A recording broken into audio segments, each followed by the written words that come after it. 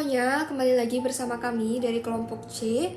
Sekarang pada kesempatan kali ini saya Chandrica akan mempresentasikan terkait hasil brainstorming kami terkait pohon segmentasi untuk mencapai target market dan spesifikasi target market yang sudah kami tentukan. Nah, penasaran gak sih bagaimana sih proses brainstorming kami dan hasil dari brainstorming kami? Kita langsung saja ke sesi presentasi berikut ini. Jangan lupa ditonton ya. Baik, berikut ini adalah pohon segmentasi yang sudah kami buat. Jadi di sini merupakan segmentasi yang akan kami lakukan untuk ide bisnis kami, yaitu Rumah Nara, yang merupakan layanan konsultasi dua arah untuk pengembangan self development bagi mahasiswa maupun Gen Z. Nah, bisa dilihat dari ide generik kami itu adalah improve productivity through self development, di mana industrinya kami bagi menjadi 3, yaitu universitas, office, dan juga school. Jadi di sini kita fokuskan terlebih dahulu ke universitas, di mana pengguna akhirnya kita bagi menjadi 2, yaitu tenaga pendidikan, baik staf akademik maupun dosen, profesor, dan lain-lainnya. Dan satu lagi itu adalah mahasiswa.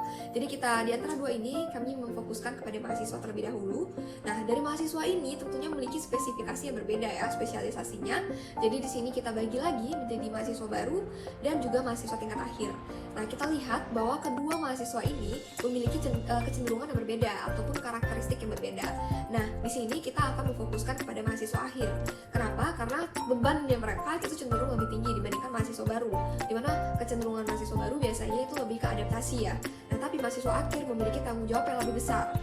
Bagaimana sih tanggung jawabnya? Nah, kita bisa lihat dari pekerjaan yang kita sudah tulis di pohon segmentasi juga, dimana mereka akan memfokuskan diri pada masa depan, menyusun CV-nya lebih baik untuk pengalaman kerja, kemudian mereka sedang berjuang untuk lulus tepat waktu atau 4 tahun, dan juga persiapan memasuki dunia pekerjaan. Nah, tentunya ini merupakan beban yang lebih berat bagi mereka, dan itu memunculkan sebuah permasalahan-permasalahan seputar self development.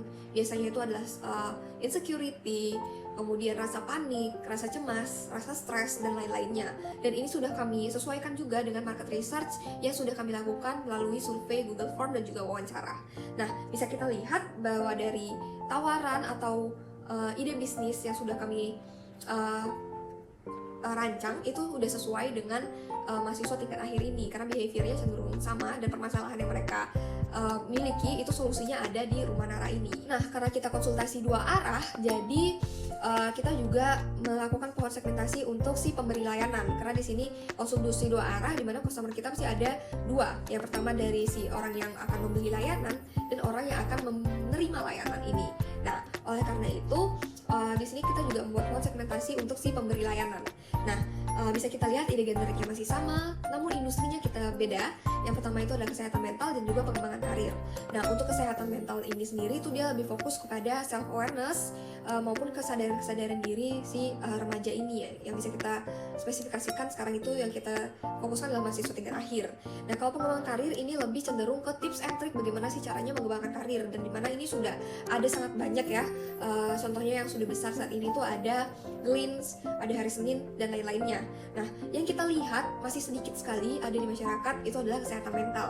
Nah, platformnya juga masih sangat sedikit yang ada di Indonesia, dan padahal kesehatan mental ini merupakan suatu hal yang cenderung saat ini sedang menjadi concern di masyarakat dan menjadi permasalahan yang cukup signifikan, terutama untuk si generasi muda ini.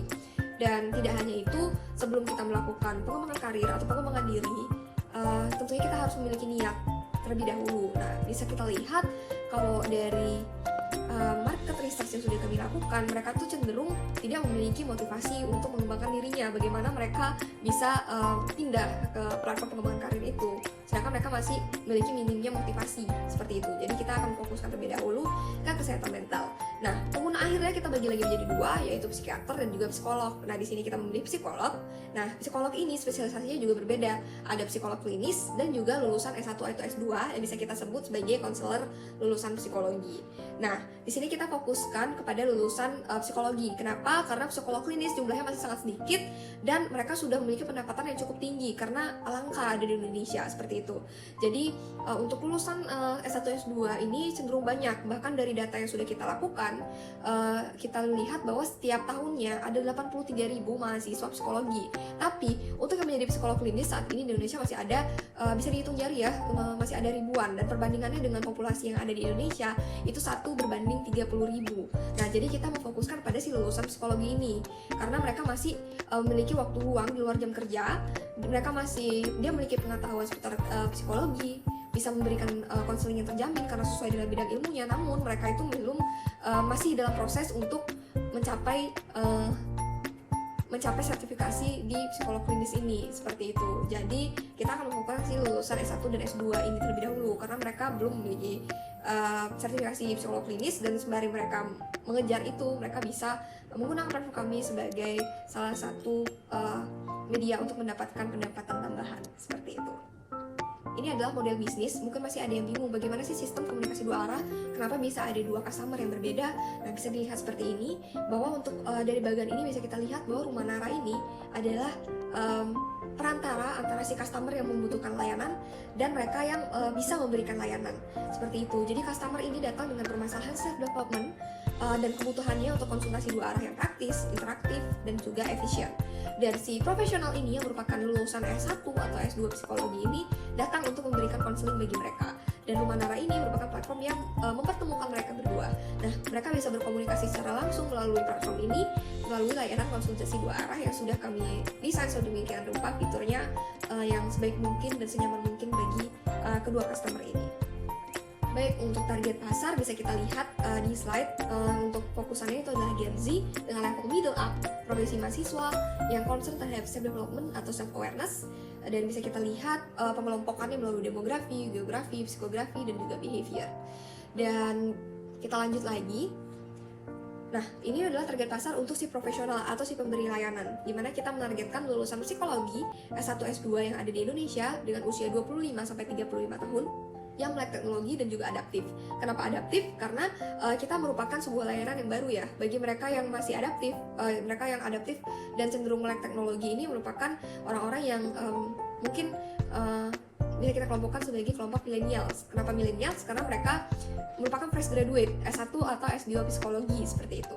Nah, mereka adaptif karena mereka mau mencoba hal-hal yang baru, terutama hal-hal yang berbau teknologi. Nah, di sini kami hadir Rumah Nara, dan dengan hadirnya Rumah Nara ini, mereka pastinya akan memiliki perhatian lebih terhadap Rumah Nara ini, karena memiliki layanan yang bisa memberikan mereka kesempatan untuk memberikan konsultasi, dan pemanfaatan teknologi ini juga memberikan efisiensi bagi mereka, sehingga mereka-mereka yang adaptif ini cenderung pasti memiliki kemauan yang lebih untuk memberikan konsultasi di sini dibandingkan dengan mereka yang cenderung stay di zona nyamannya, seperti itu. Baik, sekian dari presentasi kami terkait pohon segmentasi. Tadi kita sudah melihat bagaimana kami membagi dari ide generik, kemudian ada spesialisasi, kemudian bagaimana pengguna akhirnya, kemudian bagaimana behaviornya. Itu sudah kita rumuskan, dan kita sudah mendapatkan target market kami seperti apa, modal bisnisnya seperti apa, sudah kami jelaskan. Dan kemudian nanti kita akan melanjutkan sesi selanjutnya untuk pembahasan lebih lanjut. Nah, sekian dari presentasi kami pada sesi berikut ini. Semoga ide bisnis kami, Rumah Nara ini, bisa memberikan solusi yang terbaik bagi masyarakat dan bisa menjadi platform yang memang benar-benar memberikan solusi yang baik bagi masyarakat. Sekian dari presentasi kami ucapkan mohon maaf bila ada kesalahan kata. Terima kasih semuanya.